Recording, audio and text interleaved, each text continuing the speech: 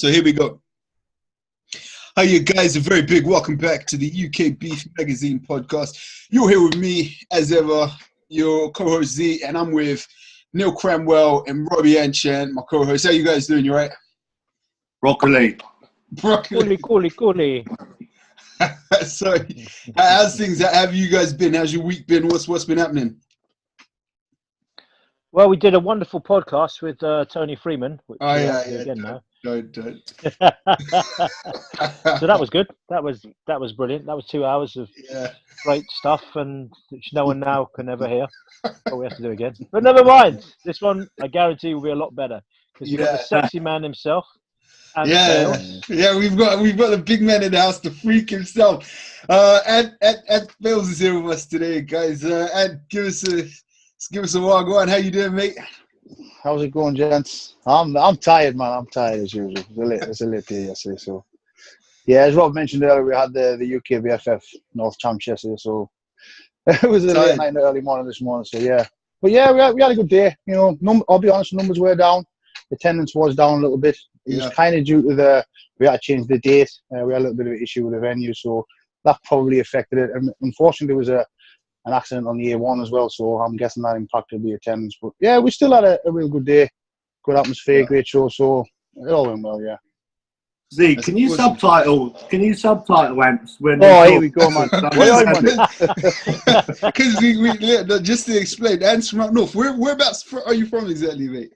I'm from a place called Leroy, so I'm in the middle of like Sunderland and Durham. Sunderland and Newcastle, but I'm actually from Durham. So I have this kind of weird kind of mixture of accents that nobody understands. So if you want, guys, you might have to put some subtitles on there. Subtitles on, that'd be cool. I'll slow the speaking down. Just use your English accent. Use your Cockney accent. I can't understand what the hell Rob says anyway, so it makes no difference. No one can understand what Rob says. Some of the things he comes out with, you just left shaking your head thinking, what did I just hear? Yeah, man, I've done stuff for Rob before. I know what he's like. Not that kind of stuff, just you know. He's a liar. He's a liar. He kept touching his way away when I do the DVD with him. So I'm not playing with his dog. He got a lovely dog playing with his dog. Ooh. Yeah, Floyd's dog. He's a sweet dog. So guys, it's very exciting. So today's podcast is the first one that's going to be live on video on YouTube. So I'll put the link on that in the podcast summary for you guys that follow us and follow the podcast on iTunes. So you can, as well as getting it on iTunes, you'll be able to see it all on YouTube. I don't know how many people actually want to see Rob on YouTube, Rob's face, but it's like if you do want to get a glimpse of the monster himself, definitely check us out on YouTube. So basically, Anth, we're just going to fire some questions at you, mate. I've got a load of questions, Rob and Neale are here. Yeah, hit me, guys, hit me. Yeah, I mean, first of all, like one of the things, like I'm just going to go into something that sort of caught my eye straight away when I was doing a bit of research and stuff. I know that you've got, is it type 1 diabetes? Yeah, I'm type 1 diabetic. I was diagnosed in 2007, so I've been type 1 for 10 years now, yeah. Wow. And how do you bodybuild with that, knowing what you've got to do with your food and training? How do you even get that in? I was reading that thinking, wow. Yeah, it does make the bodybuilding a little bit more frustrating. It adds another level of kind of frustration on there, I feel like, because diabetes is a funny one. You can do like everything you're supposed to do. You know, eat the healthy food, keep the carbs low. You know, do the cardio, everything, and you can still have a shit day or a shit week. So you've kind of just got to take it a day at a time. You know, I get a lot of messages from guys asking about the diabetes, and I think they think I've got some kind of secret because I managed to turn pro with diabetes and stuff. But you know, I'm just the same as everybody else with diabetes. It's just tough. I always use the example of like, you really can't control it. You know, it has its days where it does what it likes, but you just got to try and manage it the best you can. So that's the kind of outlook I have on it. You know, take it a day at a time. So I mean, how you like with energy and stuff? Because I know that's one of the main things. I've seen like some videos of you training. It looks like you're just tearing it out. So how do you keep the energy and intensity up when it's probably one of the hardest things hit? Man, that just comes from up here. You know, the kind of, that's what's up there. I mean, yeah, you have shitty days when you're feeling tired and lethargic if your blood sugars are running high, or obviously, you know, the deal with hypos, you can go hyperglycemic, you feel all funny and stuff. But again, we just manage it as it comes. We take it on the chin. We have good days, we have bad days. So I've got it. It ain't going anywhere. There's nothing I can do about it. So we just kind of press on with it. Yeah. That's awesome. That's really good to. It's really good to know. I mean, guys, do you have any follow-up questions, or do you guys have anything to add on that? Well, it can't be fun having diabetes and stuff. So, yeah, I mean, it's a huge achievement to be able to keep training with that, having that sort of a problem. I mean, I've got, what have I got? I think it's called stupidness, and I still manage to train pretty hard. Yeah, you're doing all right, Rob. You've had that for quite a while, haven't you? Yeah, I have. Yeah, I've had it. Type 2 stupidness. Yeah, and I think I've had it for quite a long time now. And the worst part is it's not going away.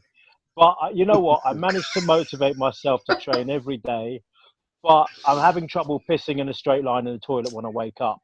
So, you know, we all have troubles in life. We all do, definitely. Yeah, hang in, Rob. You're doing all right. Yeah, I'm doing all right, yeah. Going to get myself one of those sieves to piss out from, you know. Yeah, definitely. I'm going to get one of those. I knew this interview would be like this. So there you have it, Rob. Yeah, look, I mean, I always take my hat off to you guys. Like, Neale's come back from some crazy injuries. I mean, some things that would, like most people, if they were diagnosed with type 1, or if you had a broken back, you'd say around now, that's it for bodybuilding. Neale, I mean, can I ask you, like, again, just to refresh listeners, I mean, what's, Anth was talking about the mental side of it. How did you pull yourself back from being told, I know the doctors told you that you weren't good at bodybuilding, and how did you pull yourself out of that? That's deep. I don't know. I think when that come about, it was out of my control. It was something that happened from an accident. So it wasn't something I'd done to myself. It was an accident that happened. I broke my back and I wasn't ready to quit. So probably like Anth had got diagnosed with that, and he wasn't ready to quit himself. And it actually made me stronger. When I've won any of the competitions that I've won that have been kind of bigger titles, they've often come from some sort of adversity prior to that. And in the year that you're supposed to be doing everything right, something comes a cropper and knocks you sideways. And when I broke my back, you know, like I just wanted to get back in the gym. I didn't want to compete again. It took me 2 years to do that. And then once you sort of found your feet and you're kind of there again, I thought, well, do you know what? It would be a massive achievement to me to actually step on the stage and keep going. But you have to just work around things, and probably like Anth does have to work around his diet and his good and bad days. I mean, I only know one other bodybuilder, that's Kelvin Hine, who's type 1 as well. And he gets in great condition like Anth does, but then he'll have competitions, it'll go through everything really well, the process really well, and then his diabetes will have the better of him, and he'll just look like he's smoothed over with a huge film of water, which you can't fight off because he has to fight off. But is that something that you notice, Anth? Yeah, if your blood sugar's running high, I mean, when I was out in Toronto, my blood sugar was running at, I think it was 24 millimoles, which if anybody knows anything about diabetes, that's real high. That's like close to like having to go to the hospital, you know. So, and again, it wasn't kind of anything I did or anything stupid I did. Just probably being a little bit dehydrated. Just things happen. Like I said earlier, you can do everything perfect, and Mr. Diabetes can say, "Sorry, man, not today." So yeah, it's kind of tough to carb up and stuff. When it goes right, fine, great, but sometimes it doesn't. And again, it's not really down to anything you've particularly done. It's just the body's very, very. What's the word I'm looking for? Reactive, you know. It just does things. Obviously, you won't know until you're not checking your blood sugar and stuff. But then again, I know guys are doing this now. I've heard of guys checking the blood sugar stuff when they're carving up and seeing where the blood sugar is and using that as a kind of gauge. But yeah, it's happened to me a couple of times. What you speak about with Kelvin, the blood sugar's riding real high. No matter what you do, you just don't seem to fill out, and you look a bit flat and a bit. You know the deal. If you look flat, you look a bit out of condition. So. Yeah, it wasn't the case that I wasn't lean. It was just I was flat as shit. Sure. But hey, it's just the way it goes, man.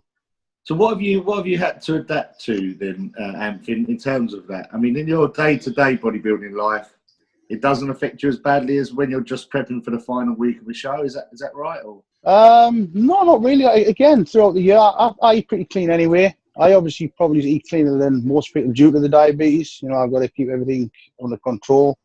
But yeah, you know, if your blood sugars are not running in range in the off season, for example, your body's just not going to absorb nutrients. That's just the way it is. I mean, when we speak about diabetes, everybody just assumes carbohydrate. Your diabetes, insulin, carbohydrate. If your blood sugars are not within range, you're not going to absorb those proteins. You're not going to recover from absorbing amino acids and stuff. So you've got to keep them under control best you can, like year round. So I check my blood sugar about 8 times a day. Again, some days it's fine. Some weeks I can have 3 weeks where it's perfect, you know. I generally struggle with the fasting level mostly, but we can have weeks where it's perfect, great, and then all of a sudden, bang. You know, different things affect it, like stress, you know, lack of sleep, just, you know, different hormonal things, you know. If your cortisol's real high, you'll be very insulin resistant.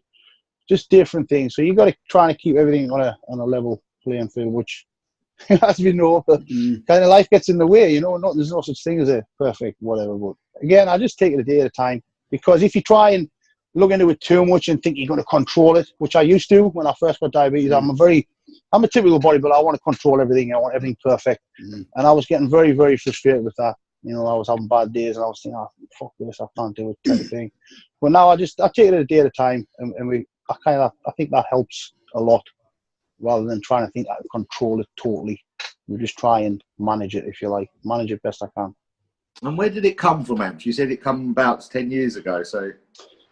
Yeah, it is hereditary. My granddad had it, my aunt had it. Again, type 1 is generally hereditary. You usually get it when you're younger, like a kid.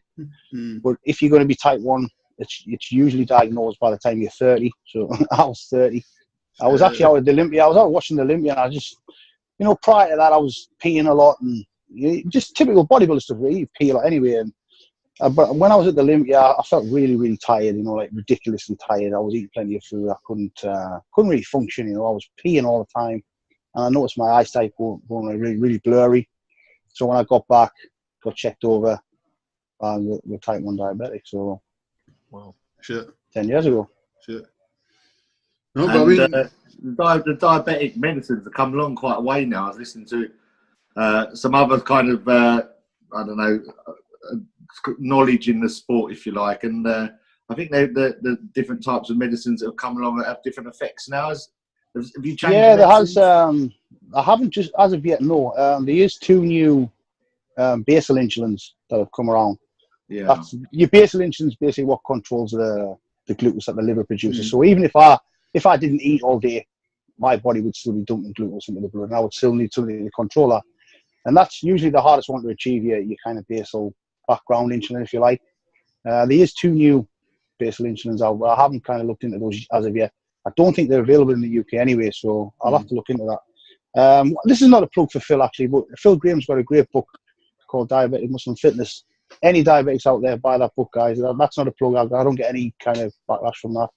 It's just I get tons of questions from, like I say, from bodybuilders asking about diabetes. That book's very, very helpful, guys, so hit one. That's good. That's good. He's diabetic himself, right? Yeah. Again, there's not a lot of info out there for bodybuilders and diabetes. I mean, I only know 2 pros currently. Years ago, there was Tim Belknap. Can you remember him? He was the only diabetic kind of bodybuilder I knew who got quite far in the IFBB Pro ranks. But that's probably why there isn't a lot of diabetic bodybuilders. Yeah, it's a little bit harder. It's a little bit more frustrating, you know. But hey, it's not a crutch. It is what it is. I'm diabetic. I'm still a bodybuilder. It's hard for everybody, so you just get on with it, yeah. And I see you now training with the Madman, or is that still happening with Leroy? Or the Madman?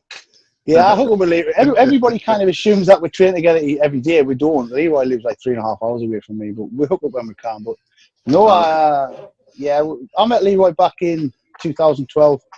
We did a vid for MD Mag online, and we kept in touch ever since. You know, train whenever we can. I'll go down his way one weekend. He'll come my way one weekend. Obviously, we've done the 2 DVDs together, 100% Nasty and the Bring the Hurt training one. Like you see, he was MC at my show yesterday. So yeah, Leroy's a great guy. You know, monster in the gym, animal in the gym. You know, true gentleman out of the gym. Really nice guy. He's not like that all the time. If you haven't met him, he's not Mr. Let's Get Nasty all the time. I think he was what made Dorian's video so iconic, to be honest. Yeah. As much as the video itself, the noise that guy generated through it. Yeah, Blood and Guts wouldn't be Blood and Guts without Leroy. And I see this all the time. Like, you hear guys trying to copy it and like emulate it. It sounds pathetic because you can tell it's false, you know. Leroy does it. It is genuine. The guy is genuinely painful. Even now, painful. He's very passionate about the sport and very passionate about training. So when it's training, it's all business, man. He gets that extra one out every time. Wow. I mean, training with him, I was watching some of the video. It just looks insane. Like something's gonna snap. It just looks like you're pushed right balls to the wall. It's hard. Like, so talk us. Well, if you don't mind me asking, if we can move on to talk us through your training and what your approach to training is, what your thinking is. Any advice for guys training and how you doing it? I've always trained like. This will answer kind of two questions in one, actually, because I'm injured right now. I've got a compressed, I think it's C5 and C6 discs in the neck, which are compressing the nerve, which is stopping the function on the right side. So I haven't really trained properly, if you like, for about 12 weeks now, which is very frustrating. And a lot of guys are like, hey, you try and train too heavy and you're trying to train too hard and all this stuff and all that crap. And I've been training like nearly 25 years. So it's nothing to do with the training style or anything. When you say you look through my YouTube videos, you go through all those videos, you won't see me doing anything sloppy or anything crazy or trying anything for one rep. I've never done a one rep exercise in my life. It's always kind of, yes, you train hard and you train heavy, but it's always training smart. I don't do any crazy shit, but it's just wear and tear. I train HIT style. I'm sure you know the term, high intensity training, like low volume, very like 3-4 workouts a week, and I've trained like that for pretty much all of my competitive career. And again, it's only been the last like 2 years that I've had some injury issues. And it's just because I've been doing it a long time, and I hate to say it, man, but I'm just getting a bit older. I'm not 21 anymore, so I'm 40 years old. So I know, Rob, it's hard to believe, Rob, man, I'm 40. It's hard to believe, it really is. Yeah, I know. I've seen your wife. It's hard to believe you're 40, mate. No, but seriously, like, I do believe I've got. Well, Neale, you've got a gym. I mean, I see guys coming in 6-7 days a week doing like 40 sets for their arms and stuff. They don't seem to get anywhere. I've always been in favor of the high intensity, low volume type stuff, heavy weights. It just seems now everybody just seems to want to piss around. I hate to see it. It's the deal, guys. We're not seeing many guys working real hard in the gym these days. Yeah. It's just not happening, man, and it's shown in the sport as well. Yeah, I think there's certainly a huge move away from the time sort of 10, 20 years ago when me, you and Rob got into training anyway. Z weren't born then, but when we got into training then, it was behind closed doors, and you did lift heavy and you did have off days, and now it's... Man, we were kicking this shit ourselves when there was no cameras around. That's the difference, Yeah. But I hate to sound like I'm an old hardcore bodybuilder, but that was the way. Well, I was squatting and deadlifting and all that shit when there was no cameras or Instagram or Facebook, and I'll still be doing it till I can't possibly do it anymore anyway. I think it's changed because people are not training because they really want to train hard. They want to try and train for the camera or the selfie or whatever. And hey, if that's what you enjoy, then fine. It's just not my thing. I'm far too ugly for selfies and stuff like that. So, honestly, I just like to train. I just like to train hard. I love the feeling of a good hard training session. Yeah. So with your training, if you're going 3-4 days a week to failure or beyond failure with sort of partials, negatives or whatever, that's the start of the training that I know Leroy does. Take, that's what you're saying. How do you obviously you're injured now, but how would you cycle that? Would you just keep going until something gives, or would you give yourself 6-8 weeks and then slow it down, back it down? Like, what would your advice be to people listening? Because this is almost old-fashioned way of training. It's a bit sort of like, now it's like fashionable to have no days off, no hashtag, no rest days, hashtag all this bullshit, So people that don't understand that way, how would you suggest them sort of scale that? Because if you keep pushing and pushing and pushing, eventually something kind of gives, especially if you are a little bit older. Like, you know, we've noticed. It's not older, Neale. It's, you say advanced, and it doesn't sound bad. So it's not older. You're more advanced. Advanced, I like it. Yeah, yeah, that's better. Yeah, you definitely got to cycle that type of training. You can't go balls to the wall like non-stop. You know, something's going to snap. You're just going to get burned out. And yeah, maybe in the past I haven't kind of listened to my body enough. But generally I would go like 6 weeks, kind of hard and heavy, and then I would back off a little bit for a week or two, let the body recover a little bit. Because you get the signs, you know, your motivation kind of goes down a little bit. You start getting like a hard time sleeping. Your appetite gets knocked on the head. Get a bit of joint pain and stuff. Those are all the signs that your body's telling you, hey, you know, back off. So we would go light for a couple of weeks, then start the cycle again. But nothing set in stone. I wouldn't say, hey, 6 weeks hard and heavy, 2 weeks off.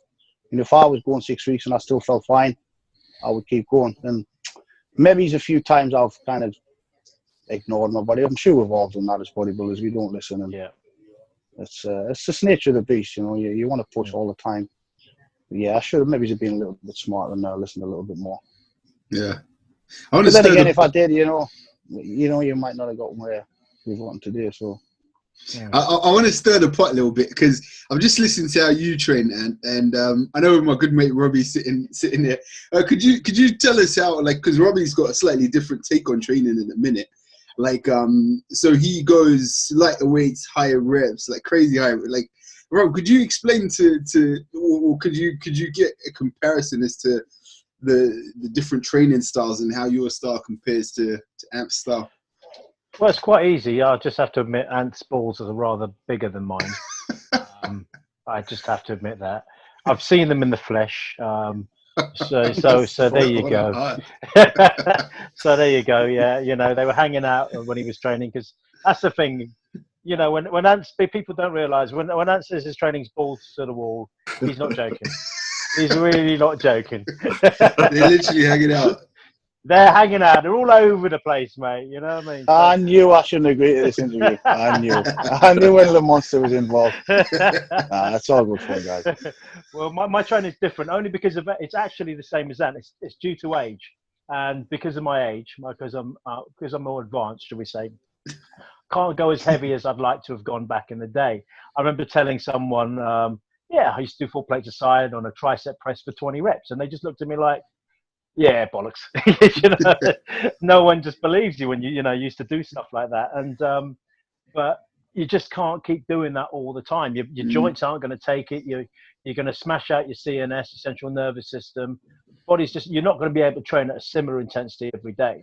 And because of that, I've had to just develop a slightly different way of training. It's still high intensity. I'm still using 75%, sometimes 75% of the weights, but I will warm up. I'll also use 100 reps. I'll use 150 reps at a time and stuff like that, and then vary the speed and all of that sort of stuff. And it's just simply to get through joint pains, etc., and things like that. Because otherwise, I know what's going to happen. Knee's going to go, elbow's going to go, shoulder's going to go, and I'm going to be off for longer and longer and longer. So rather than that, I'd prefer to still just be able to just push those weights rather than sitting around injured going, oh, I wish I could do this, I wish I could do that, because that drives us nuts. I think to any decent bodybuilder, that is one of the things that drives us, makes us crazy, and it makes us train harder when we come back as well, but probably not to our own detriment. It reminds me of that story of Zach Khan. When he, I think he was dieting for 6 weeks, didn't train legs properly for about 2 or 3 months, came back and decided to do a 600-pound hack squat and tore both his quadriceps. So, you know, it's just, because he'd done it in the past. It was no big deal. 600 pound is not a big deal for someone like Big Zach. So, but it's the want and the drive to get back and do those heavy things. Now that I've said about 20 reps on 4 plates aside, something in my brain's going, oh, you should go back and give that a go and see what happens. But that's the problem. You see, we still have, as bodybuilders, we have what I call the idiot brain. Like I said, I was born with level 2 stupidity, and I'm proving it right now. I want to see you on Instagram tomorrow, Rob. 4 plates, 20 reps. Yeah. Yeah, good luck with that. Hashtag stupid brain. Yeah, I'll be doing it with my hips. You know, that little glute exercise that they're all doing now. the fashionable one. Yeah. Have you seen it? Yeah. I still don't get how that's done. I'm like, oh, really? Is that an exercise? You know what I mean? It's like something you're doing a fat bird. It's something. Yeah, it's like something you're doing a fat bird. It's not something like, you know what I mean. You do in a gym. I'm just looking at it going, damn, that's not right. It's an Instagram exercise. We all know what they are. It is. It's getting a bit but you know what, silly, Anth? I would really love to see you do that. I would so love to see you do that. What is it? Oh, that would You be ain't amazing. That gonna would make say my that, man. day. Oh, And go you on. have to go balls deep, obviously. I'll go on. Balls deep, and I want 110% nasty this time. that actually that leads us on to the next question I had. I mean, I don't know if you guys have any questions. We're just gonna keep firing around. I've always got questions, so you'll learn that quickly. And I've got like just don't ask Rob if he's got any questions, please. I'm only joking, Rob. I love you, man. Rob's got a few questions. I'm sure. I've got tons of questions for Anth later. Don't you worry about it. I had his questions at the end of his DVD, so last time we did something. Yeah, just a few questions, Anth. Rob, I have got just children. So I'm the child now, actually. I've seen obviously the training and everything. So your Mr. World competition, could you I was looking at that. You were in great condition, man. Talk me through how you got to that point. What you were, how your training was. What was different in your prep and everything? Because that was, I always like to do a bit of comparisons and bits and pieces. So nothing fancy, to be honest. Mr. World was 2012. That was the year I turned pro. So we did. That was a long year, man. We did pretty much a full year prep. So I don't think I've ever recovered from that, to be honest. 2012. But yeah, so the Mr. World year it started off as we did a Northern qualifier for NABA, which is NABA North Britain. Yeah. So we got class 3 overall there, which qualified me for the Britain, which we managed to get class 3 overall there. The next one was the NABA World, which we again class 3 overall there. We had a good year so far. And then, we all talk about the kind of federation rivalry and stuff, but it was actually a NABA official, because at the time there was no NABA Pro League. There is a NABA Pro League now, but back in 2012 there wasn't. So, and he said, Anth, you got good potential. Why don't you try and be an IFBB Pro? It's a very prestigious kind of accomplishment. And a few people were kind of spinning it around online and stuff and all that type of thing. And the thing was, I really did want to do NABA Universe, because this is a pretty cool fact actually. If I'd have won Britain, World and Universe in the same year, nobody's ever done that. Not even Arnold Schwarzenegger had done that. So that would have been really cool, But again, I did want to have an IFBB Pro card. So what I did was, I did after the World, I did a UKBFF qualifier, qualified for the finals. And the way it works with UKBFF, and this is not me bitching about the judging, the rules. The rules are rules. This is the way it is. So if I'd have done the NABA Universe after that qualification, I wouldn't have been able to do the Britain finals, to turn pro.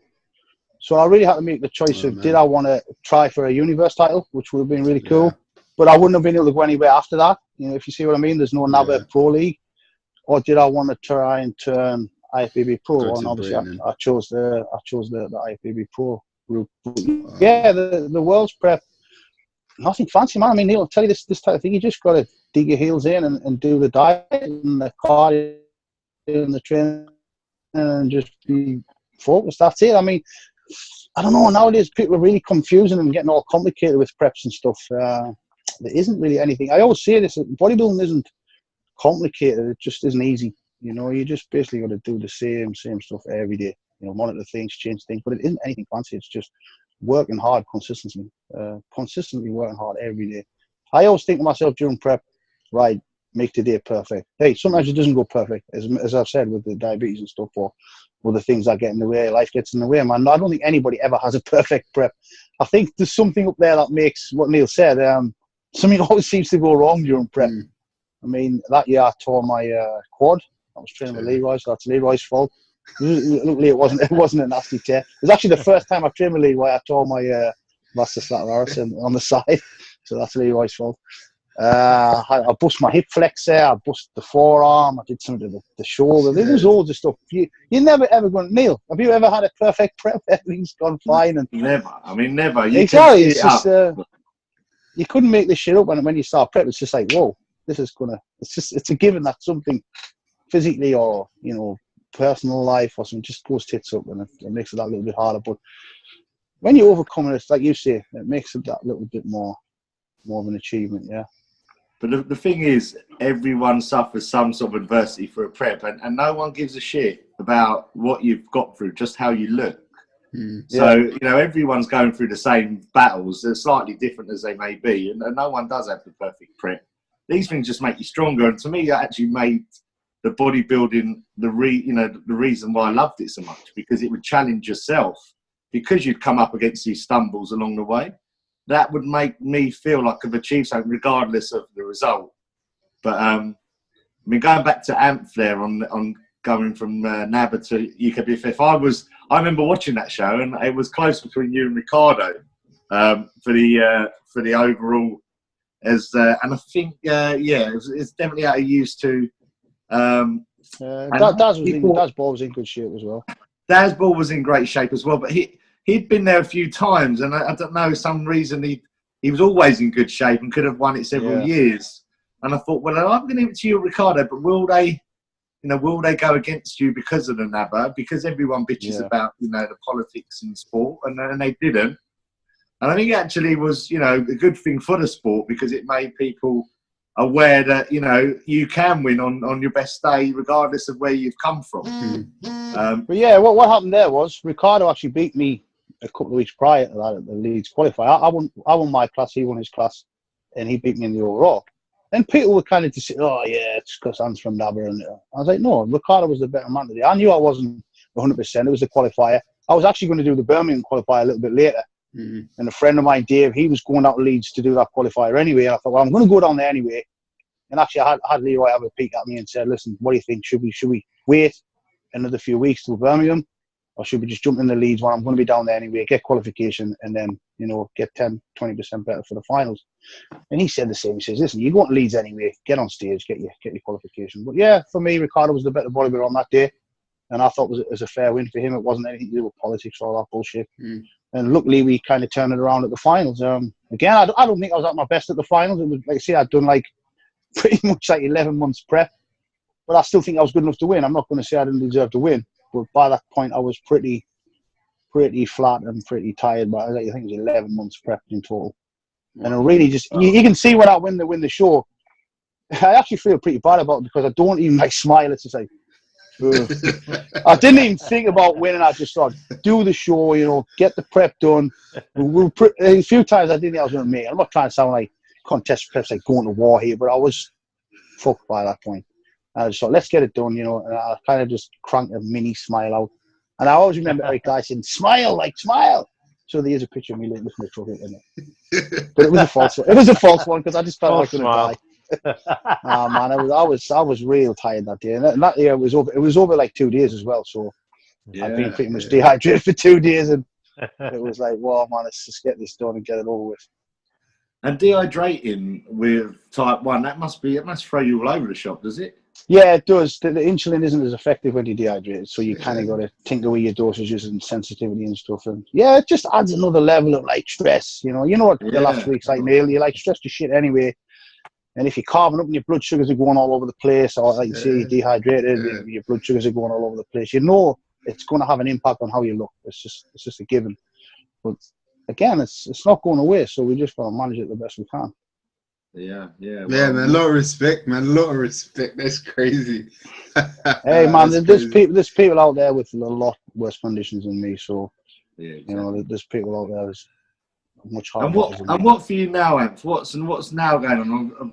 I've only watched one of your DVDs, and that was I think it was 100% Nasty, where you got some sort of like growth or something on your chest. Yeah, what happened was after I did what two push was it? I did Body Power Pro and Toronto Pro. Yeah, I was a little bit off. I didn't place too well. I think I got 10th in Toronto. I can't remember. I got him by about 4th or 5th. I wanted, not trying to get 4th or 5th. I got 7th, I think it was. I wanted top 6 at bodybuilding. I didn't hit the mark there. We went out to Toronto. I wanted top 10 there, which we did get top 10 out of, I think it was 29 guys, so it wasn't too bad. But yeah, I noticed like the left pec, I could see a little bit of gyno there. You know, I've had it since I was about 17, but it's never ever been brought up. It's never been anything like significant. But I noticed it in the pictures and I wasn't happy with it. So I thought, right, you know, what we're going to do is we'll get it taken out, you know, have a bit of rest over the Christmas period and we'll get back to prep in the new year. And it just went horribly wrong. I mean, it was a tiny, tiny lump. Even the surgeon said, you know, do you really want to kind of get it taken out because it isn't that bad? And I was like, no, I want it out. And we ended up, again, this could be diabetes related, I don't know, but because we don't recover as well from surgery. That's one of the downsides of being diabetic as well. You don't recover as well from surgery and stuff. And I ended up with a massive hematoma on there, sure, which had to get removed. But unfortunately, the hematoma left a big lump of scar tissue, which was like probably, I think in all, it was like 4 centimeters long. So that ended up being like a lot bigger than the gynecomastia that I did actually have. So that did not go to plan. So, but the surgeon said, you know, if you keep massaging it and keeping on top of it and all this type of thing, getting deep tissue and stuff on there, it will break down and it will go away. So I thought, well, if this is what he's saying, you know, we'll start the prep for, I was planning on doing the Malzani show in May time last year. So I started the prep kind of not knowing if this thing was going to go away. So really I started the prep thinking, am I going to be able to compete or not, which is a bit of a mind game. Yeah. And we decided to get it on film for 100% Nasty. And as the story turns out, you know, in the end, the lump didn't go away. It was still there. And 4 weeks out, it was very visible and very, very nasty looking. So 100% nasty looking. But yeah, so we decided, you know, I always said if it didn't look right, I wouldn't do the show, you know. There's no way I would do the show. So we didn't do the show. But we got it all. We got some really good training footage and the whole documentary stuff for 100% Nasty, which, again, something good came out of it, I suppose. But yeah. So we had the operation. I went over to the States and had the hematoma scarring removed. Flew back home, stayed out in the States for a few days just to make sure everything was okay. Flew back home and we got another hematoma. Oh, so, yeah. But luckily, it wasn't anywhere near as bad as the first one. If you go on the DVD, you can see it was up here, you know, it was massive. Yeah. But I rang the surgeon back and my nipple went black and everything. I thought I was going to lose the nipple. And I'm thinking, why did I just leave this little lump, you know? It's like a pea type of thing. So anyway, this is the weirdest. It's even weirder than a phone call with Rob. I had to Skype the surgeon. That's pretty weird. And it was over the Christmas period. It was coming up to Christmas.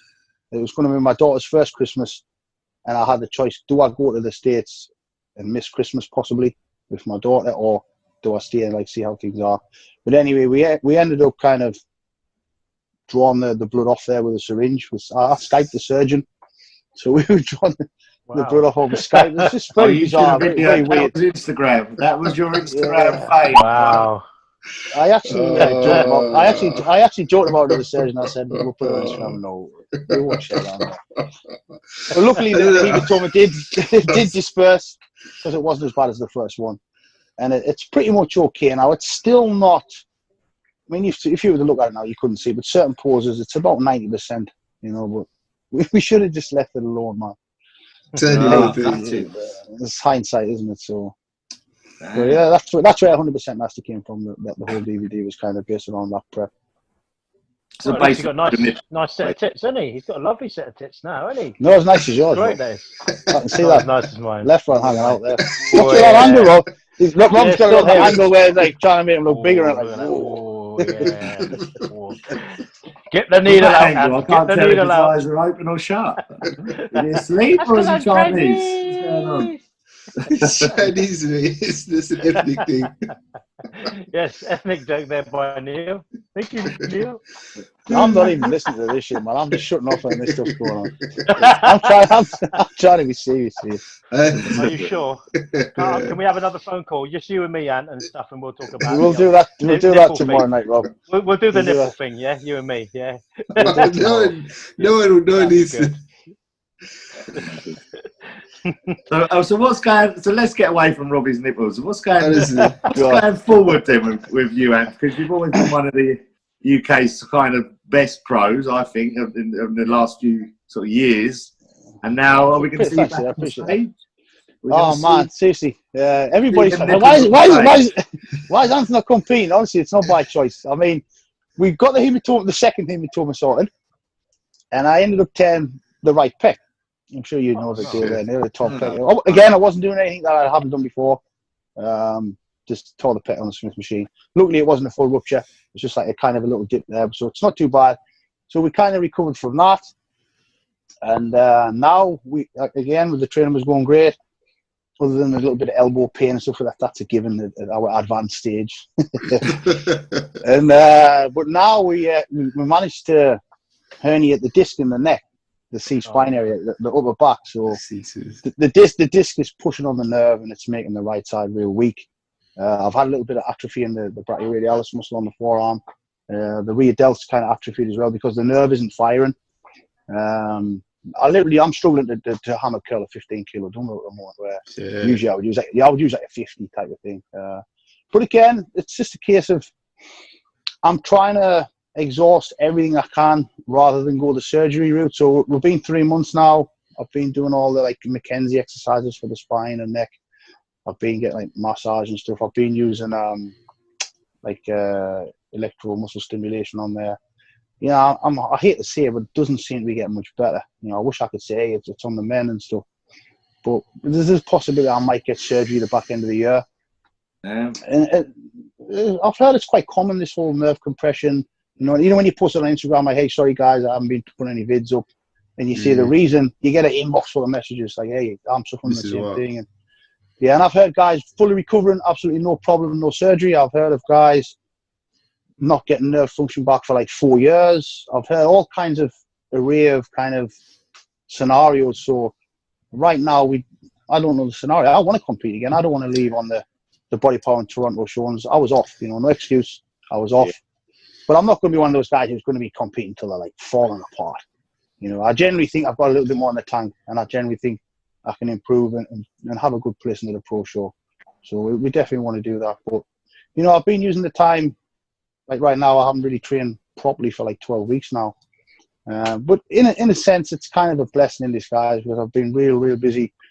I've got my brand. You know, I'm not doing the whole plug thing here, guys, but I've got the brand, Max Muscle 100% Nothing series, due to launch like next month. Nice. So I've been real busy with that, you know. So I hate to say I haven't had time to train, but I haven't been able to train hard anyway. So I've just been doing some real light training, like 3-4 days a week. So what's that? What's the Max Muscle 100%? What is that made of? Is it clothing? Is it protein? What is that? It's my supplement range. It's obviously we're going to expand. We've got 3 products for launch. We've got Tactical Whey, which is a whey protein product with good health and anti-inflammatory properties in there, carbocermin in there, MSM in there. So a little bit different than the usual stuff.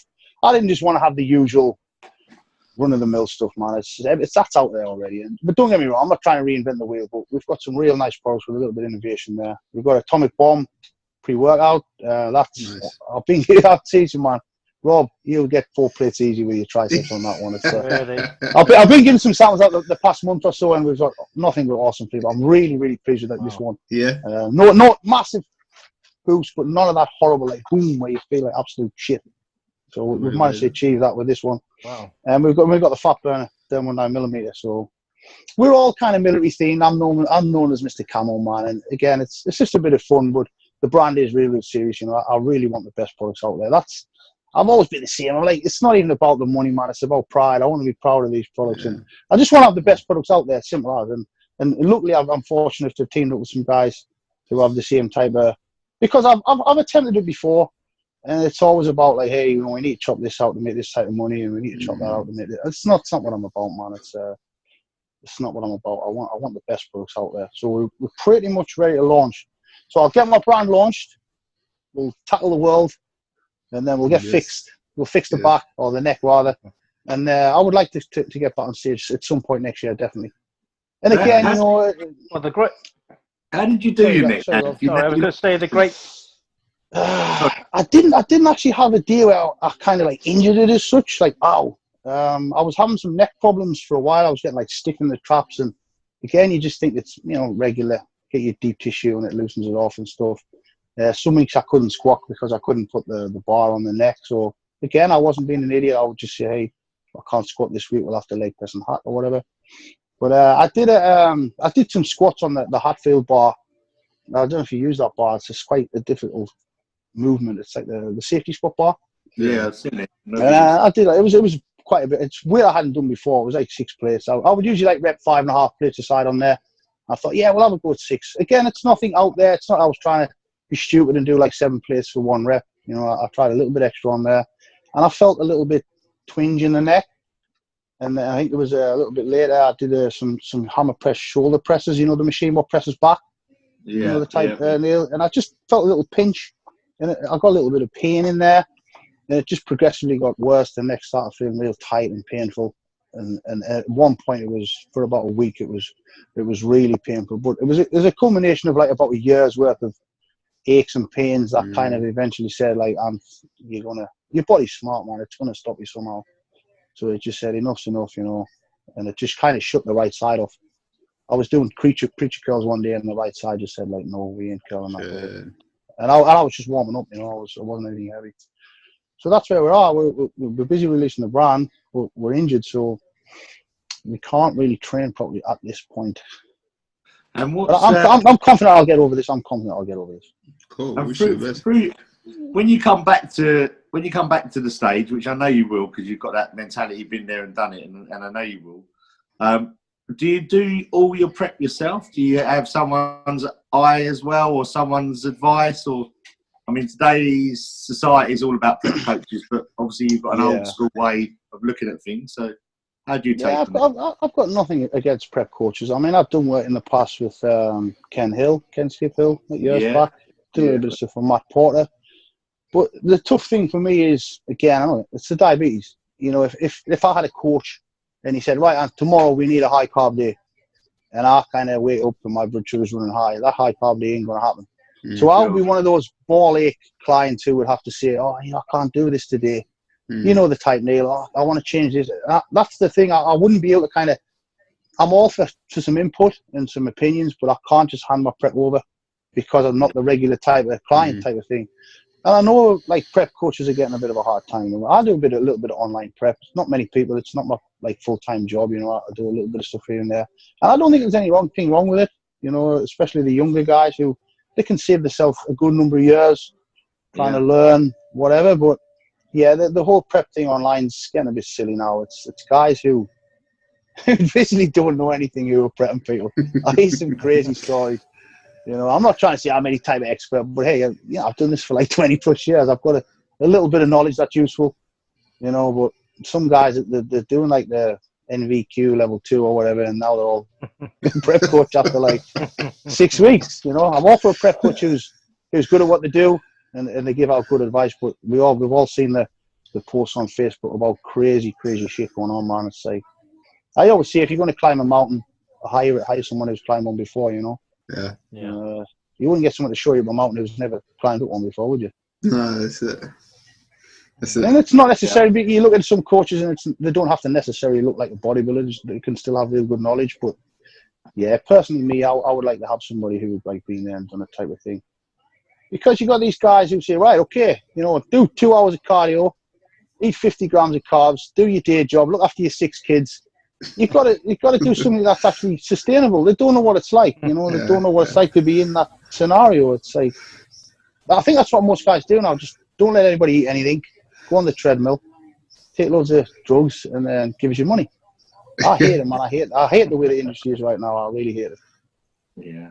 Well. Yeah, you know the deal, Neale. It's well, the work ethic's changed. I think it boils down to work ethic. It's, you know, like you grew up trying to work it out yourself and learn by your mistakes, and then actually feel like you've achieved something from that.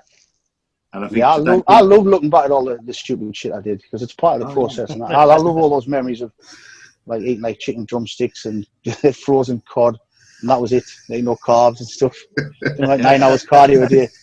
But probably, you know. But again, if that is the whole joy, the whole bodybuilding journey and everything, and I love all that. But you know, if you want to get there as quick as possible, then fair dues. You know, hire a coach who can maybe save you like 2, 3, 4, 5 years of learning, whatever. Yeah. You know, we have got so much information out there now. And I spoke to Dorian about this a few weeks back, and he kind of said to me that he's home. He said, yeah, there is a lot more information out there, and it's available faster, but it's just not better information, which is pretty true. You know, the internet is kind of confusing people more than it's educating them. It's fucking all the shit up, man. It's as much as it's helpful as it is. I'll give you an example. There's a guy in my gym. I'll give him a chest routine.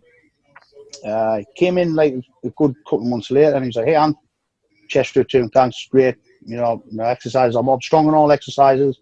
My chest's improved, great." I was like, "Oh, no problem." You know, and like, about a week later, he came and said, "Anth, I've been doing the chest stuff all wrong." I was like, "What do you mean?" So I watched the video on YouTube, and he says I'm doing it all wrong. So, didn't you just tell me a week ago that your chest was bigger and you were stronger? He's like, "Yeah." I said, "Well, think about it." And it just kind of light went off. There'll be another 10 videos out there that says something else. You know, it's the internet's just driving people insane. Yeah.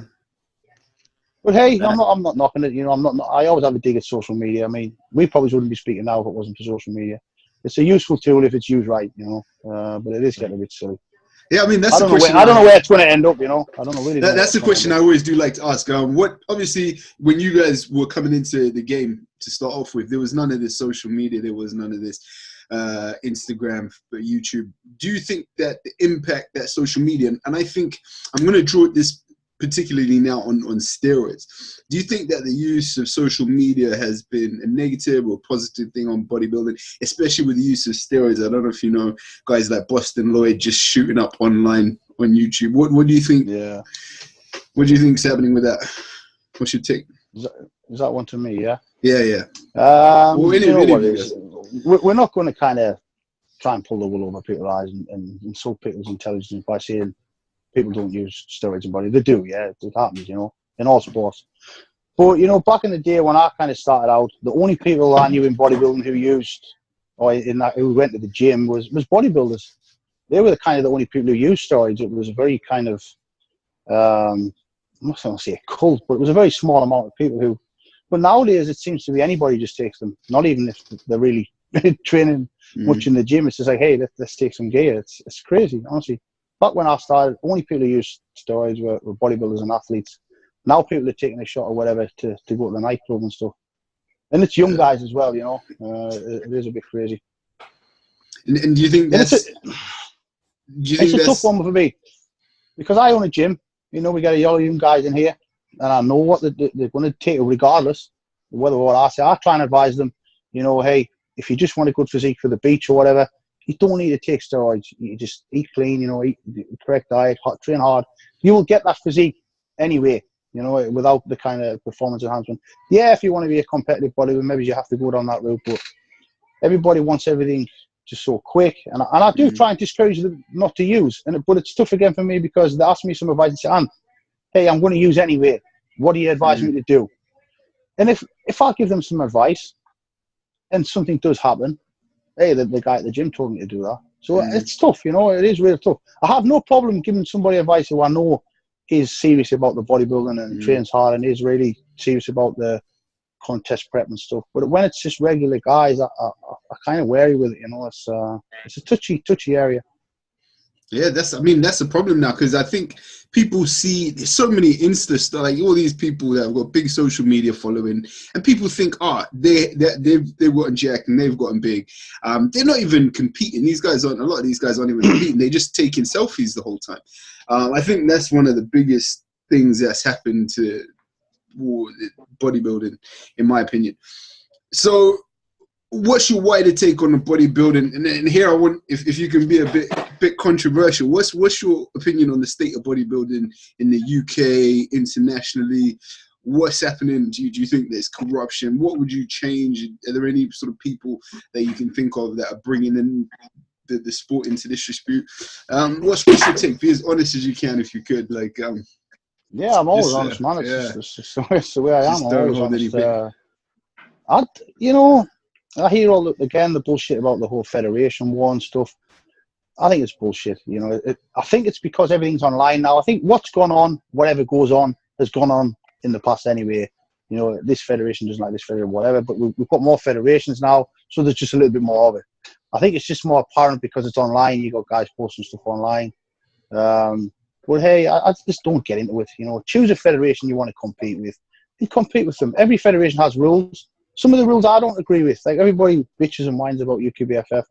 I would have liked to do the universe and attempted to win a universe title. Sorry, but I couldn't, and I didn't bitch about it because that's the rules. If you choose to compete with a federation and that's their rules, don't bitch and moan about it. Go and compete with somebody else. You know, I'm all for all the. I support all the federations.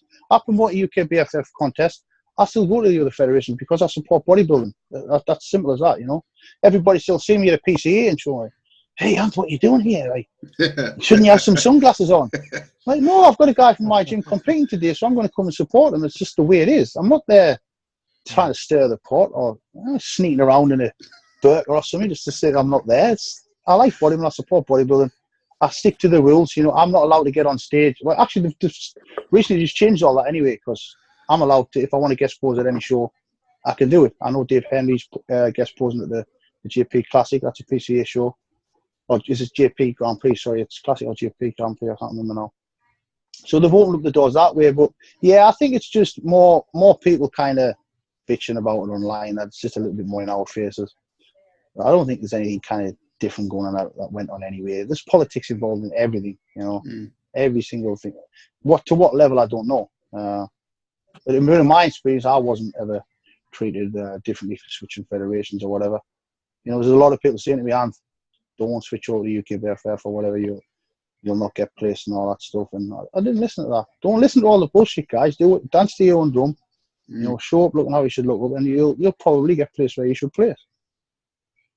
That's cool. That's good. That's awesome. Robbie, you've been a bit quiet, mate. What's brewing in that little Asian? Here we go. I was a bit quiet. I'm sorry. I just couldn't help it. And there's a very sexy man, and I had my hands on my pants. So I do apologise, Anth. But yeah, I just wanted to know how your life changed actually after you had your daughter, bodybuilding wise, not sexually wise. I mean bodybuilding wise. Yeah, obviously it's a massive change. Obviously, I mean, I don't know if people know, but I've actually got 2 stepkids. They're 18 and 20 now, so. But obviously, I missed out on the baby part, so I didn't get that kind of experience. But yeah, Leah, she's 17 months now. It's definitely changes things. It's kind of, for me, it's kind of harder to flick the switch, especially before the gym. I mean, I don't know if you guys get into this as deep as I do, but you know, usually before the gym, I would go into somewhere quiet and, you know, get myself, flick the switch, fire up. It kind of change into somebody else. I'll watch a bit of Blood and Guts or some hardcore training videos or whatever. I'll listen to something on the iPod and then. But now it's like I'm getting fired up watching like In the Night Garden. So it's kind of not the same. It's a little bit, especially now because I can't train how I want to train. You know, I'm doing this kind of shit training, if you want to call it, like pussy light training. You train like Robbie at the minute. Yeah. I'm doing that 20 rep shit. I would rather stay with Leah than go and train right now because I'm not training how I should train. But yeah, obviously a baby in your life definitely changes your life. You're going to get less sleep and you try and spend as much time with them as you can. And bodybuilding does take up a lot of your time. We all know that. And you do feel guilty when she wants to play and it's time to go to the gym. And yeah, I wouldn't change a thing, to be honest. It's just no way I would change having Leah around. You get these guys who I don't know. I saw one. I'm not going to say the name, but there was one guy who said he saw his daughter like an hour a week because he was like a bit too busy training. I was like, no, man, that's wrong. You know, you're going to regret that in later life. I don't care what you win or whatever. You're going to regret that, man. Yeah. So yeah, I mean, that was one of the reasons why I wasn't going to compete this year anyway, because there was no way I was missing Leah's first year. You know, all the first words and stuff and walking and stuff, because we all know, again, when you're competing, if you're doing it properly, it takes up a lot of your time and energy, especially if you've got to travel. Like as a pro, you've got to travel usually overseas now to compete. There isn't really any pro shows for a 212 guy like me in the UK now. And there was no way I was missing our first year. I mean, don't get me wrong, I don't want to miss any of our life, but it's definitely not the first year. So competing was definitely not on the cards this year. So what was her first words then to you? Yeah, buddy, I think it was. Nah. It was our first words were actually Dada. So Nice. Oh. yeah, Dada. Yeah, your She wasn't missus talking to hates me. that. No, she wasn't. She was Le Monster. The monster. Yeah, you teach her that. You make sure you teach her that tonight. No thanks, Rob. You're all right. Corrupt the poor little girl's mind before she's even getting started in life. I've got a little video of us seeing Dada. That was our first word. So That's awesome. Oh, that's cool. That's cute. So you must know the names of all the Teletubbies then, don't you? Robbie and Robbie. Do you know what? She's not really into Teletubbies. It's all about Mr. Tumbles. That's the man. He's the main man. Mr. Tumbles. Mr. Tumbles. He reminds me of you a little bit, Rob, actually, Mr. Tumbles. Do I look like Mr. Tumbles? Google him. Google Mr. Tumbles. I'm going to put a comment on the. I'm going to put a comment on the podcast tomorrow. That you're like Mr. Tumbles. I'm going to post it. Sounds good. He does all that pussy 20 rep stuff as well. Does he? Yeah. Nah. Mrs. Tumbles is cool. He's cool. Right, Rob. Come on. I want a serious question from you, Rob. Give me a serious one. Come on. Serious question. How big are your arms? There we go. How big are your arms? What, right now? Well, I haven't trained them for like. All right. Well, when at your peak. Come on. Do you know what? The only time I ever measured my arm, I used to do it a lot as a teenager and stuff, whatever. But after that, it's just like it gets old, man. I don't do it anymore. It does. Yeah. But I think I measured it like just under 20 at one point, and I could see. Oh yeah, it was 23 and a half. It was just under 20. I was a bit chubby, but I'm not a big guy, man. I only competed 208, 210. So, but nah, I stopped all the measuring arm stuff many years ago. If I measured them now, I'll probably start crying anyway. So yeah, I get the same problem when I measure my penis. I knew that was coming straight out the back. I was just waiting for that one. Yeah, just cry. I'd sit there and I'd cry and stuff. And it takes me ages to come out of that depression. The only thing that kind of makes me smile is. Come on. Go ahead. No. Should we leave it there? Oh no. No, the wonder he got like what was that dating show that he was on and he got like all the lights off. I can't remember what it's called. Take me out. Dating in the dark. I think all the. Nah, you did. I Take should me have out. done that program instead. Yeah, I did do Take Me Out a few times. I saw that one, Rob. I fell for you on that one, Rob. Did you? Did you feel for me? Shit. Hey, I'll give you a due, man. You put yourself out there. You put yourself out there. I'll give you a due. You've been like a wrestler. You've been everything. I have. I put myself out there and stuff, and then look what happened. No one wanted me. Yeah, you're on the podcast, sad, man. Really. So. You're married now, mate. Someone did want you. You're married now, mate. Yeah, but I know, but I had to pay her to come over from Thailand, and she always leaves the toilet seat up. It's good, I suppose. Oh God, mate, if your missus ever hears this podcast. Well, thank God she doesn't. Do you know what I mean? Thank God she doesn't. Yeah, I saw that on. It wasn't too long back, was it, Rob? Congratulations! I saw that on Facebook. I think. Thank you. Because obviously, if you get married and you don't post it on Facebook, you're not officially married. So. Yeah, that's the point. If you don't tag into the church, you're not married. Actually, to be honest, they wouldn't have me in a church. Not really surprising. Not surprising, really, is it? No, not at all. Oh dear, Neale, have you got any sexy questions to ask Anth? I think we had a couple lined up for you. You did. Well, I've asked quite a few along the way. I thought I took over a little bit, to be fair. No, you didn't. Go for it. So running the show, Anth, you've been doing that how many years now? I think it's our fifth year. I've got a terrible memory. I'll give you that, guys. No, I think it was our fifth year yesterday. And I'd imagine there's no money in running the show, but I mean, there must be. I wouldn't do it at all, owning the gym, running my life and my family, if I didn't get anything back for it. So, how much? I mean, it's a lot of work.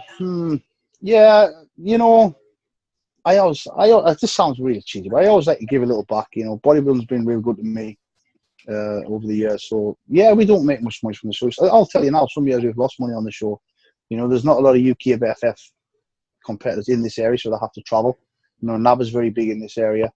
what happened was back in 2012, I did plan on having like an open show. Just I wanted to have a bodybuilding show again, just to give a little back to the bodybuilding community or whatever.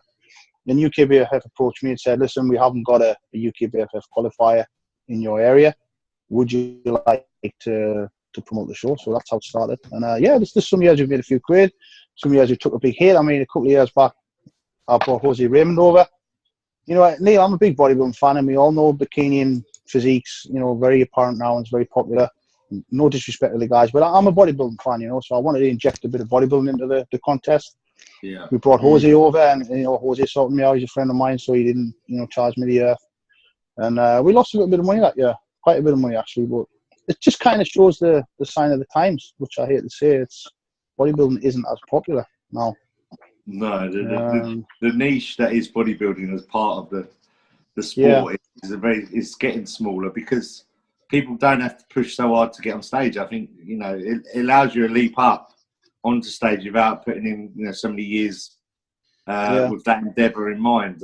That's the only drawback I see with the you know, the more mainstream kind of classes that are there now, because I mean, people do want to look like that more than bodybuilders majority wise, but to get on stage back in, like, you know, 10, 20 years ago, you had to feel like you'd earned that, and now you don't. You can train for 6 months and step on any stage pretty much and not be laughed off, whereas you would have years and years ago. But I mean, if you were in my gym, like when I was starting competing, if I was like wanting to compete, you didn't kind of decide yourself, did you? Somebody came over and said, "Hey, you know, you look like you do okay." And if you try to step on stage not looking like a bodybuilder, you would be told pretty quickly that you look pretty shit, and shut your mouth and get back to the gym and start working hard. But now it seems like you see everybody kind of just to say, you know, hey, hats off to people for getting up there, but I think there should be like a certain standard that you should be at. That's just my opinion. Just what it's worth. The standard has been watered down a little bit now. When I see this bodybuilding show, I want to be like, shit, who's that type of thing. We don't see that very often now. No, you don't. You've got the odd guy coming. Even the shows now. When I remember when I was younger, I would see guys walking around in the audience like huge. Like, shit, who's that? And who's that? And now you kind of don't see many big guys anymore. It's not like you used to anyway. That's because you're the big guy now, Anth. Nah, see, I'm not. I don't have to get real heavy anymore. Obviously, I'm a 212 guy, so it's just stupid for me to go to like 250 plus anymore. I kind of stay about the 235-ish. It's up to you, super heavy Neale, who's got to get to like 300 pounds. So, and what's your take with? I think we're 6-7 weeks away from the Olympia. So what's your sort of bets on there? Do you know what? I spoke about this today. It's like 6 weeks away from the biggest bodybuilding show on the world, and there's no speak about it really. There's no promotion going on. There's no kind of buzz about it really, is there? I mean, what are you guys hearing? I'm just thinking that, you know, Phil Heath's going to win it again. I mean, I saw some pictures of Flex. We talked about this. Flex is probably clean up again. I mean, Jose sent me some pictures actually today, and he's brought the legs back up. He's looking real good because he had some issues with the legs last year with the surgery. It's good. The top guys are going to be the top guys. I'm really interested to see how Nathan does in the Open. You know, I'm obviously going to root for the British guys, and Ricardo in the 212. Who else have we got? We've got Wendy McCready doing the. I mean, I know it's not the Miss Olympia because they kind of got rid of the Miss Olympia, but sure, the Rising Phoenix. That's kind of replaced the Olympia, and I think Lisa Cross just qualified as well. So, you know, I want to see Wendy do really well in the women's, and Ricardo and Nathan kick some ass in the Mr. Olympia. I mean, we always want to root for the British guys, and it's not. They've got really good potential to do well as well. It's not like we're trying to say, hey, they're going to do well, and they're just not going to. If they get a fair shake, they're really good enough to do some damage. So, sure, fingers crossed. I mean, I don't know how did Rosie do. Rosie wouldn't have qualified because she got 5th at the weekend, wasn't it? I don't think she'll get a qualification for that. So, yeah, I always just root for the Brits, you know. And I want to just see Big Ramy get it together and just do some damage, man. That guy's a freak. Unit. I mean, but they're out there like just having their food fed into them, their gear fed it. Like they're literally just wake up, train, sleep, wake up, train, sleep. It's a different way of doing it. What's your take on that? Since you were saying you couldn't zone out with your daughter and that, you were like, what, like the whole camel crew thing. What do you think about how they're doing it? Yeah, if I could have like 6 months out there running training, like be injury free, or be able to train. I don't think we're going to ever be injury free at this point, but you would definitely improve, man. It's just the whole environment. It's ready for you, man. You ain't dealing with the stress of work and getting to bed late and stuff. And like at the moment, I've been running on like 3-4 hours sleep. I'd be so busy, and that obviously wouldn't happen over there. There's no distractions, is there? There's no women. There's no nothing. So yeah, if you just eat, train, and sleep, and take your supplements, man, it's inevitable. You're going to progress. It's just the way it is. I don't know. Everybody's saying they're doing all this crazy stuff over there. I don't know. I think that the most thing that is attributing is just the lack of stress. Just being able to focus on eating, training, and sleeping. That's cool. And I'm just drawing on a few things that you have said. Now, obviously, you just said a couple of minutes ago that you do like to give back. Now, we had another guest on.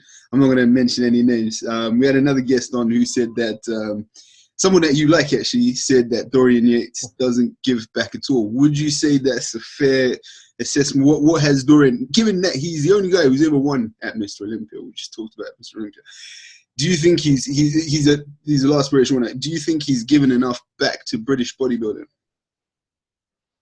That's a tough one. I think I'm cool with Dorian. We're friends. I don't speak every day on the phone. I think we keep in touch.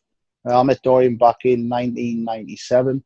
It was 98, and we've been like kind of friends since then. But do you know what? I think it's kind of just more of his personality. He's just kind of a little bit quiet and a little bit withdrawn. He's not out there so much. He's always been cool with me. We've done like some training together. He hasn't charged me any money or anything like that type of thing. I'm sure he does his bit. He's just not as outgoing as some. It's a tough one. Like I say, I'm friends with Dorian, but maybe he hasn't. I don't know. Maybe he hasn't. Maybe he could have done a little bit more. But maybe back in the day when there wasn't such things as social media and stuff when he was Mr. Olympia. But again, he was just focused on being Mr. Olympia. So I don't even think he would have been on social media back then if it was around then. And I think that's a good thing, to be honest. But yeah, no, it's a tough one. Maybe not. I don't know. But what is giving back? I don't know. How do we know that he's not helping people? Just because he doesn't publicize it, he could be helping 20 people with the diet. I've done that for years, free prep and stuff. Since I bodybuilded, I used to do tons of stuff for free. And just because you're not online shouting about it doesn't mean you're not doing anything. I think a lot of people do stuff now just for that kind of gratification, like, hey, I'm helping somebody. And there's lots of guys I've helped. Because you were talking about, you've got your show. Like, don't you think there would be a massive, there'd be a whole load of interest if there was like a Dorian Yates Open or something? I don't know. I'm just talking. Yeah, I hear what you're saying. Do you know what I mean? Like, because it's Dorian Yates, man. It's like, yeah. Well, I know he used to team up with Kerry back in the day for the Grand Prix, and if it's Kerry Case and Dorian Yates involved, it's going to be a big big contest. So there's going to be a lot of money involved. And I know Kerry used to lose a lot of money with the British Grand Prix and stuff because nobody used to turn up. So you got guys saying, "Oh, nobody's giving back and nobody's having pro shows and stuff in the UK." And when we do have one, nobody buys a ticket and goes. So it's a tough one. Yeah. I know Kerry lost like a lot of money over the years for the Grand Prix, and he was, Dorian was part of that. So fair enough. It's easy to criticise when you don't know the whole story type of thing. Like I say, he could be doing all kinds in the background that we don't know about. He's just not shouting about it on social media like everybody else is. I mean, like, if I can chime in there on that, I mean, like, you take this on yourself. This is a very selfish endeavour that you take on and disjoint yourself from the rest of the world, really, to be as good as you can be or the best. Why, just because he's won the Olympia so many times, why does he have to give anything back to bodybuilding? He had to give everything he had to bodybuilding in order to win it in the first place, let alone the number of times he had. I mean, if that was me and I'd got to the end of my sort of reign, I'd want to remove myself from that because it's such a tiring passion. I don't see why he has to give anything back. I mean, he has given back indirectly because he inspired a lot of people from Britain. I'm guessing he inspired me when I was a kid to seeing this guy from Britain training in this little dungeon gym. He inspired me to kind of push forward and do the best I could. I'm sure he's inspired tons of people from being Mr. Olympia across the world. So just because he's not directly actively saying this or saying that or doing this, doing that, I think he has indirectly kind of obviously contributed to the sport. you hear about who trains hard, Dorian Yates, you know, who's the best bodybuilder for me, Dorian Yates, and that does inspire a lot of people because generally us Brits don't get a fair shake over there usually, or before Dorian came along we didn't anyway. No, exactly. I mean, I think you're trying to. The problem there is that you kind of make comparison to someone that's given back to bodybuilding is Arnold Schwarzenegger. Yeah. And that's due to his personality, you know, and what he'd done for the sport there. And that's a hard comparison to live up to because if you watch Generation Iron, you know, the personalities that come out there were so stereotypically boring bodybuilders. You know, unfortunately, I thought that film would come out quite bad, especially for Dennis Wolf. I don't know if you saw that film. Saw the bit he's trying to do some acting. It was a car crash. That was yeah, I actually cringed for him. That on was that part. tragic. I was like, he's not going to get that far. We shouldn't laugh. It was probably as bad as one of Rob's auditions. That one. Sorry, Rob. You've been winding up. That's okay. So. I know you're gonna get us now, aren't you? Oh yeah, don't worry, you'll get it later, mate. I promise. I know what's going on. I got some special questions for you anyway. You know I have.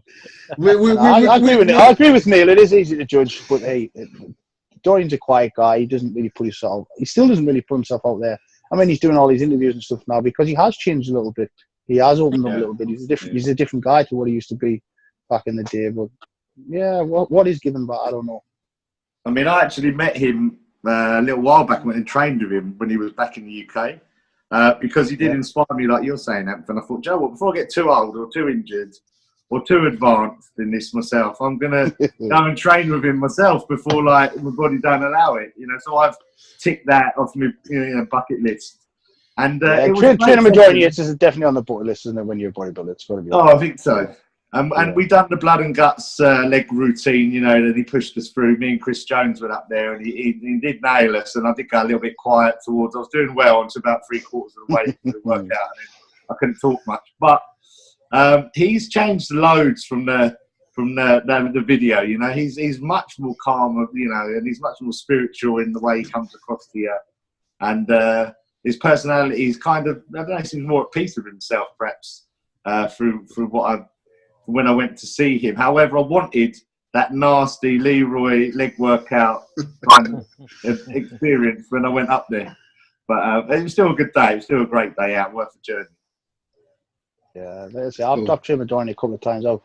If you want to hear a funny story, I don't know if any of you guys know this one. I've told it a few people, but my training partner Dave, me and Dave went down. And when it was obviously you wouldn't have trained at the old Temple gym because it's gone now. So we went to the old Temple gym. You know, it's down in the basement. There's no air in there. And, you know, my training partner, he trains hard, Dave. He's a hard trainer. I don't think he's ever been sick from a workout or anything. And this was so hard. It was a hard fucking workout, man. I'm telling you now. I wasn't struggling anything. I was like, shit, there's no air. You can't breathe.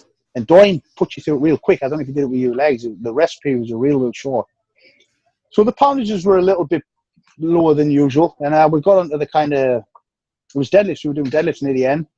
And Dave's usually like a 5-plate deadlifter for some good reps. And I saw him warming up with like 2. And he said to Dorian, like, put 5 on. And I was thinking, like, nah, there needs to be 4 on there, Dave, because as well, the Dorian's old Temple gym like had a dip in the floor, so it was like a deficit deadlift where they've been smashing the plates into the concrete. And Dorian said, I was thinking 4 plates, and Dorian said, Dave, you know, are you sure you don't want to put 4 on there? And he said, and Dorian said Dave said to Dorian, he looked at him and he said, because he's anybody who knows Crazy Dave, he is quite a character. And he said, Dorian, are you a champion or a loser? Shit, this is Mr. Olympia talking here. Yeah. So anyway, we put the plates on, and Dave tried to move it. He couldn't move it. He fucking put it back down, and Dorian said, Dave, you know, are you a champion or a loser? Dave disappeared to the toilet, and he had this funny noise. Oh! Then he was like throwing up all over the place, and that was a funny story. Nice to see Dave's never ever thrown up at all in his life at some gym. So, yeah, are you a champion or a loser, Dorian? Are you a champion or a loser? It's hilarious. The pictures are actually on Facebook. I'll dig them out and stick them in this thread. He's got sick all over his atomics and everything. And that sick probably never got cleaned up in Temple anyway. It's probably just got left to like his head into the floor. That place was hardcore, man. Shit. Gym, Dan, do you think? You think that's probably the reason they closed the gym down? Probably. That's a real shame. Like you say, it's a sign of the times. Yeah. That place was a great place. It had a great atmosphere about it. So.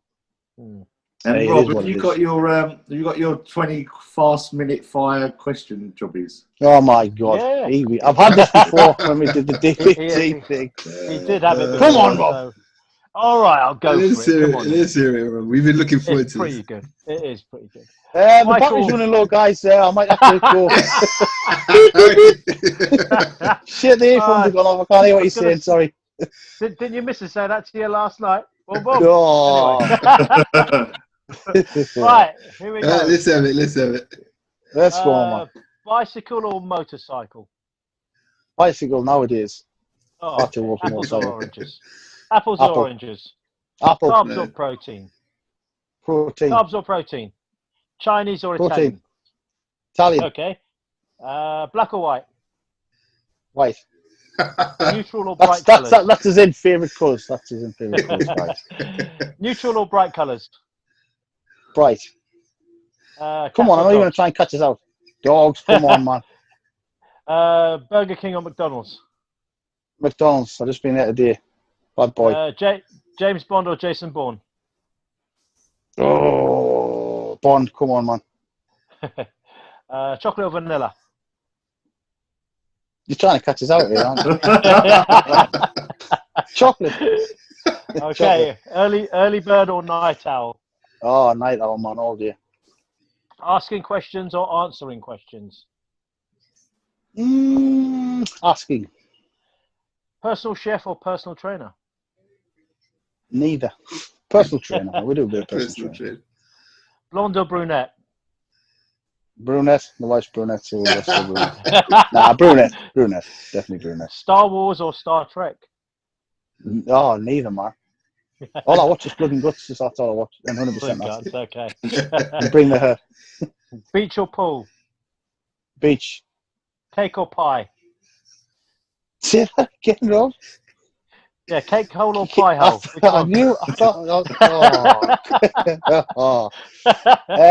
Pizza. What's the score? Let's miss that one out. Halloween or Christmas? Oh, Christmas, man. Even though I hate Christmas, Halloween's terrible. Introvert or extrovert?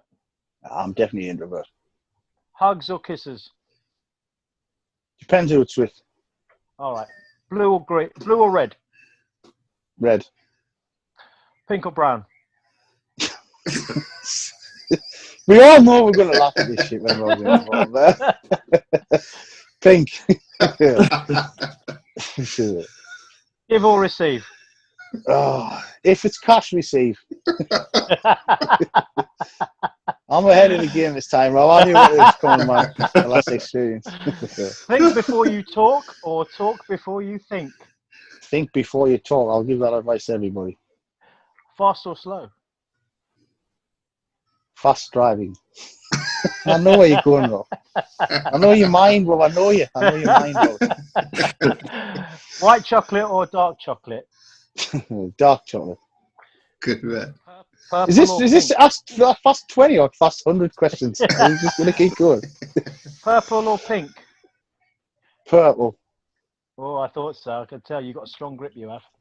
Anyway, well, let's see. Last one in. I just got that one. No. And last one, anal or oral? Oral for brushing my teeth, yeah, definitely. Oh, yeah. excellent. Oral B, Rob, oral B. Oral B, all day long. I'll remember that. Yeah. Yeah, you did really well. Well done. That's good. That was quite a lineup. Just taking you through the journey through the mind of Rob's his life choices. Listen, man, I knew when he called me last night, but I knew what this was going to be like. But I like him. He's a nice guy. He pretends he's stupid, but he really isn't. He's a good guy. We do that, right, bro. what's your star sign, Anth? Quickly. Gemini. Gemini. What's your favourite TV show? Really, honestly, I ain't got time to watch TV, man. I literally do not watch TV anymore. Okay. Films. What's your favourite films? Give us a few. The last favourite film I saw, favourite films ever is Predator, Commando, all the kind of Arnold Schwarzenegger kind of action stuff. Don't laugh here. I like Steven Seagal stuff as well. I like a bit of superhero stuff. Anything that's not real life. I don't like any I don't like any kind of real life boring stuff. I just like something that takes me away. Don't laugh at Steven Seagal, man. He's a legend. Out for Justice. It's the best movie ever. I love Steven Look Seagal at the one well. Because he just has, he's brilliant. He's just the most diverse actor I think I've ever seen in my entire life. He's Played so many different roles. Nah, my movie selection is very shallow. I just want to see lots of people get killed in horrible ways. I don't like. I remember I tried to watch Inception when I was during contest prep once, and I was just like, "Whoa, what is this? It's eating a salad thing, or what the fuck?" Nah, we don't like deep stuff. We get involved in all the deep stuff in real life, so I like stuff to kind of take me away. Bit of Terminator, bit of Predator, bit of Commando, bit of Spider-Man or something like that. Sounds good. A bit of Wonder Woman, yeah. I could tell you're a Wonder Woman. I actually want to see Wonder Woman. I haven't had a chance to see it yet. So. Good film. Yeah, good film. It's really good. Very sexy. You'll love that. Lots Women. of good qualities. There's a few movies that I want to see, but I just ain't got the time. Yeah. A favourite bodybuilder? Is that Dorian? Past or present? Past and present. Dorian Yates past, not just for the physique, but the whole kind of mental aspect. And favourite bodybuilder now would be, I'll go with Flex. Again, not just for the physique, but the way he carries himself. And, yeah. No, sorry, Flex Lewis, man. Come on. Flex Lewis? And why does it surprises me like that question comes out loads of times to different people, not just on this podcast, but wherever. No one ever says Phil Heath. No one, and he's fantastic. I must be one of his fantastic. I kind of go for the whole kind of picture. I'm not saying I don't have respect for the guy. He looks fantastic. Great Mr. Olympic and everything, but we all know he doesn't kind of have. Well, he works hard, but it's not the same kind of work ethic as maybe Dorian had. It's he's a bit more gifted in that department. And yeah, I'm not saying the guy doesn't work. If you've got to be Mr. Olympic, you've got to work hard. Like you get these guys saying, Phil's genetic, he doesn't train hard. I'm sure he trains hard, but just not that kind of next level hard that is required. But the competition's tough. You're looking at guys like, it's just freakish. You got Kai Green, the size of his legs is like you've got to be trained. You've got to be hitting it hard. Yeah, of course. It's easy for people to say, "Oh, Phil Heath's got narrow shoulders," and man, give it a rest, man. They always hit on the best guy. To be fair, it's just going to happen. Yeah. So. The thing is, I like bodybuilders for different reasons, not just the physique, just the kind of the way they carry themselves or the work ethic or whatever. Okay, so as a bodybuilder that you kind of get along with quite well, you're good friends with on the circuit. On the pro circuit? Yeah. I'll be honest, I don't really speak to a lot of the pros. I speak to Flex over WhatsApp now and again. I speak to Jose. I would say Jose. He's a fun guy. He's reminds me a bit like you, Rob, but just a bit better looking and a bit better physique. Nah, seriously, he's a fun guy. He can be serious when he needs to be serious, but he's a real fun guy. He's a good guy, Jose. You always get a laugh out of him. So that's cool. That's cool. And what do you think Ricardo's chances are for this year's Olympia? Where do you see him 212? It's a stacked class. I mean, I really want to see him do well. He's got a different type of physique than most of the guys in the 212. He's like I'm a touch too tall for the 212. They're all usually like 5'4", 5'5". I'm on the 5'6" bracket. I think Ricardo's kind of the same. So it's going to be interesting to see how he stacks up. But I would love to see him make the top 6, man. And I think he's got all the potential to do that. He's made some great improvements. Again, it just depends how he turns up on the day. We all know what can happen. You can look on the neck one day and your predictions, your top 5 predictions? Top 5 for the predictions 212. It's going to be Flex. I'm rooting for Jose for second. Ashkenani.